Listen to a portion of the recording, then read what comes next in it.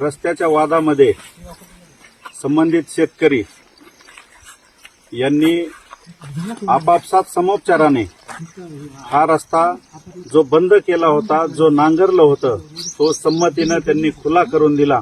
त्याबद्दल आता आपण जो त्यांना सांगितलं होतं शासनाचे परिपत्रक रस्ता अडवण्याच्या विरोधात आहेत, त्याला त्यांनी संमती देऊन, मान्यता देऊन, समजून घेऊन हा रस्ता त्यांनी संमतीनं खुला केला.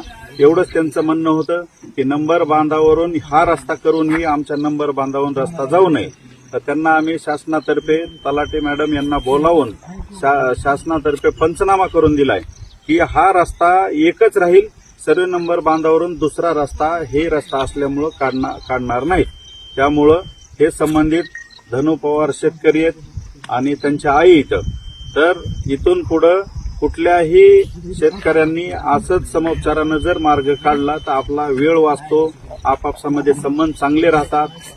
आणि मला अपेक्षा आहे की सर्व सोनीजवळा गावातील शेतकरी याच पद्धतीनं तोडगा काढतील. आपल्या या तोडग्यासाठी आज गावचे पोलीस पाटीलही हजर आहेत आणि आमचे सहकारी मिनाज पठाण हेही हजर आहेत. धन्यवाद.